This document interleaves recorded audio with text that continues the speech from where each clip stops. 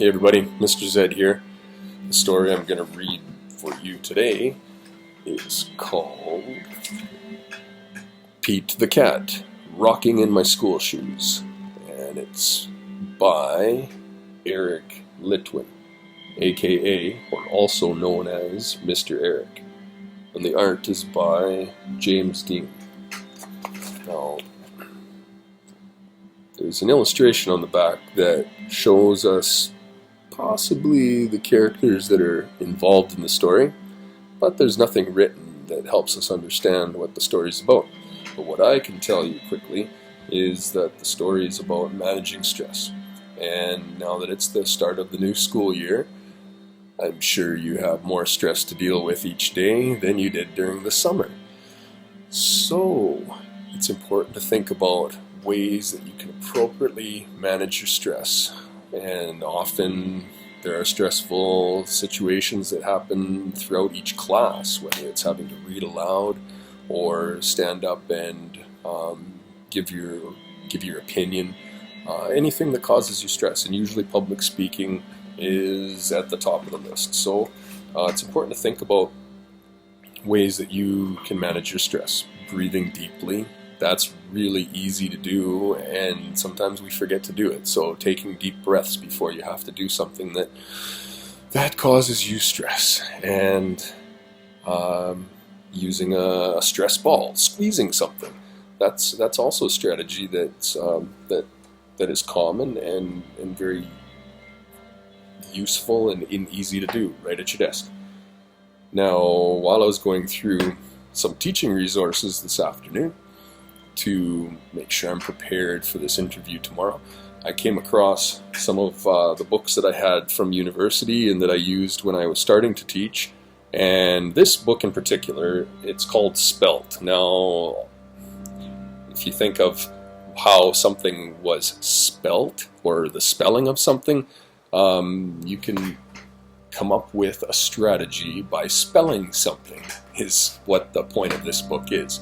So if you need to remember how to correct your work before you hand it in to your teacher, one of the strategies that is in this book is a self-correction strategy, and it is called, you may have seen this in your classroom, it is called COPS. So the C in COPS stands for capitals, and each letter in the word stands for something important that you need to remember or consider. So it's an acronym. Each letter of this one word represents something, a more complicated thing, a bigger picture. So each of these are components to your strategy.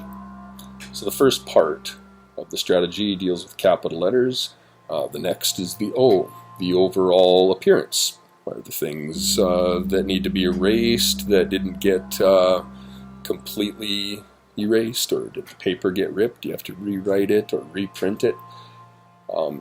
P is for the punctuation, and S is for spelling. So that's one strategy that can help you produce your best writing and provide that to your teacher. So while I was glancing at that book and just recognizing what would happen tomorrow, and just thinking about being completely prepared for the interview, I realized that I've taken several steps today already to reduce my stress, but I noticed that my heart was racing, and I started sweating, and I started feeling a little bit overwhelmed. It's been a while since I've been in a classroom with a full-time teaching assignment, and even if it involves phys ed, it's been a while since I've had to worry about planning and the sequential thinking that isn't the easiest for me. Like I've said before, I enjoy the movement and music and the arts, so when I have to sit down and plan something and think my way through it, it becomes a very difficult thing for me, and I sometimes enjoy the challenge, but often I feel overwhelmed. So I suddenly realized that rather than getting overwhelmed, I should come up with a strategy for myself to remind me to find peace, and that peace is possible. Oh yes, every day. I don't need to get overwhelmed. And so the first letter in my strategy for finding peace involves, or it is, pray. Now, sometimes prayers don't get answered, but I've heard that the answer is prayer. So just to be able to put those thoughts out to the Creator and the spiritual power that's greater than ourselves, it's important to do that, to recognize that there are things that we can't control. And once you pray for your best efforts to come through, pray that there will be safety, these different things, well, you've done your part, you've done the best you can, and you don't understand, or you won't be able to understand now why things maybe don't go as planned. But the best thing a person can do to start with is pray each day. And I know it's a scientific observation that I have because of experiences that I've had in my own life, that I know there is a power beyond myself, a spiritual realm that exists with our futures in mind, our hope, and to put my trust in that personal spiritual force is really important. And because of my accident and the hours that led up to it, and dreams that I've had several different times, and things that happen throughout each day, I recognize that there is something beyond myself, and I want to trust that, and that personal connection is there. We'll talk about the name another time, but it's important to put your best thoughts forward and pray. Don't depend on everything on your own, or don't depend on your own efforts completely. So once you pray, then you can start making the efforts you need to be at peace, and that is eat and exercise. So fuel your body with good healthy food. I've talked about exercise before and how important that is to me, but eating good healthy food is also important. There are types of food found, oils that are found in flax, walnuts, fish, that the omega-3 fatty acids, those substances are very good for your ability to manage stress. They help your brain actually cope better with stress. So having even mega doses of omega-3s is really helpful, even with fighting depression and negative moods and anxiety and things like that. I've read studies, I've heard other people talk about it. So eating healthy food is really important too. And the A in this peace-finding strategy is acceptance and attitude. Now, having an accepting attitude is important, so they really could just say attitude. But acceptance is something that I learned over the last month when I was taking a class about dealing with stress and and dealing with angry emotions properly. So having an acceptance of how you're feeling, it involves a mindfulness, they called it. So just thinking about how you're feeling and the way your body is reacting to the situation or the stress. Your heart, you might notice your heart racing, you may start sweating, your knee might start bouncing and getting on, you're moving more because you're reacting to that stress. Now, sometimes it's easy just to keep reacting, but if you take that moment to just accept that how you're feeling is just to recognize how you're feeling and just to say, okay, I feel like I have more energy. There's adrenaline that's building up in your system. And really, that's not a bad thing. Stress can help motivate a person to get something done. For me, it helps me get somewhere on time, or at least close to being on time, because I start to look at the clock and I start to panic and I start to move a little faster, and that stress is good. It motivates me to move. And then having an attitude, a positive attitude, is really important. Not to get angry with yourself when things don't work out properly, or to talk negatively to yourself. You want to be a good coach to yourself as well. So having a positive attitude, encouraging yourself. I mean, I know it might sound a little bit silly, but it's not. It's important to talk nicely and encouraging to yourself as well. And then create calm.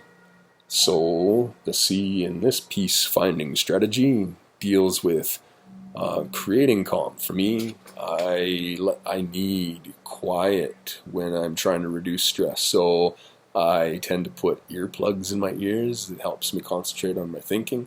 I like to put calm music on. And so in an effort to affect the atmosphere in a positive way. So that's one way to create calm, or two ways. Also, enjoy the experience. In order to find peace, I recognize that I also just need to enjoy whatever the process is. So if I'm trying to learn how to cook something, instead of getting stressed out about having to learn something and having to go through all these different steps to look something up on the internet, how do you cook this? And why should that be overwhelming and aggravating? Yeah, if you don't have time to do it, it tends to cause a conflict. But I realized, and I was reminded recently, that it's important to enjoy life and enjoy the process, and not to let the stress just make you not try anything, not live life. So enjoy the process, enjoy the experience. Anyway, I hope that peace finding strategy helps you as well. So let's begin. Pete the cat, rocking in my school shoes. Looks like he's going to school. Hope everybody's having a good school year. Good start to the school year. Cat City school bus. Oh my, I hope everyone's safe on the school bus and you're being treated with respect and you're treating other people with respect. The school bus was probably one of the most vicious times, or vicious places within the day when I was going to school. There were a lot of, disrespectful things that were happening on the school bus and not enough supervision. So people sometimes would be unkind. Hope that's not happening to you. And if it is, speak up.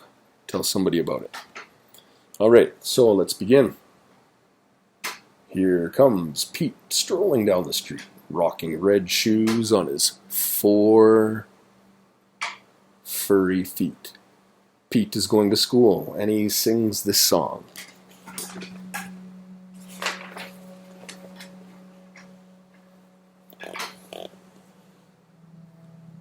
I'm rocking in my school shoes. I'm rocking in my school shoes. I'm rocking in my school shoes. I doubt that's the tune, but you can come up with your own tune.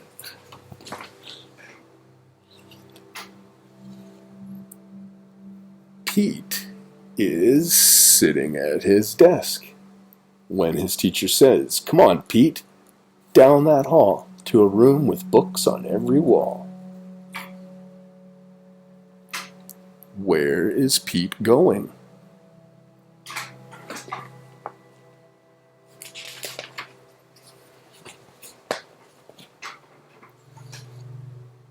The library. Pete has never been to the library before. Does Pete worry? Goodness, no. He finds his favorite book and sings his song. Uh-oh, Better sing quietly in the library. I'm reading in my school shoes. I'm reading in my school shoes. I'm reading in my school shoes.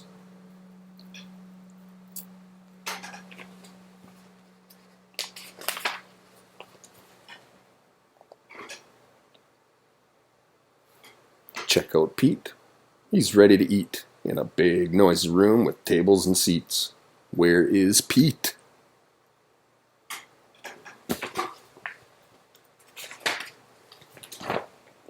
The lunchroom. It can be loud and busy in the lunchroom. Does Pete worry? Goodness, no. He sits down with his friends and sings his song.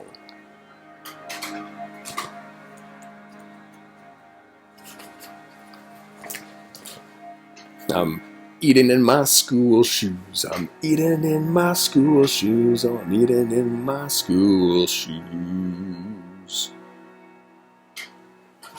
How come my song, the song keeps changing tune? Pete and his friends are playing outside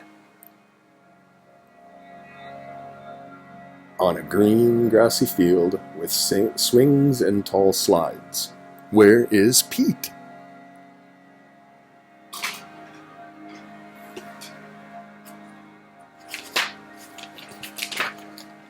The playground. Kids are running in every direction. Does Pete worry? Goodness, no. He slides and swings and sings his song.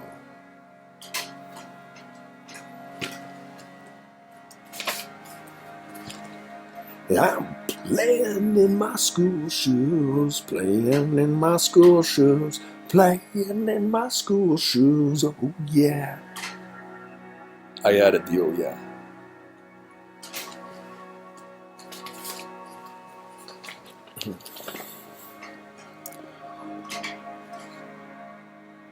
All day long, Pete sings his song.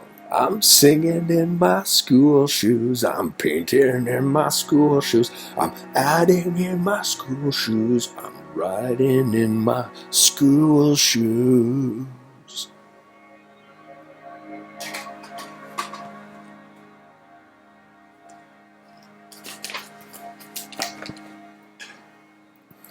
When school is done, Pete rides the bus home.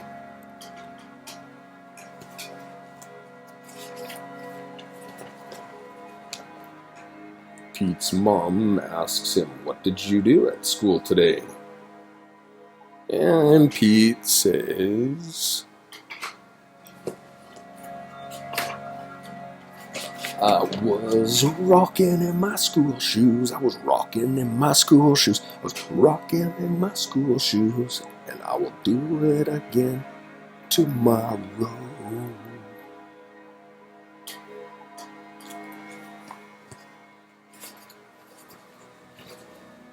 Because it's all good.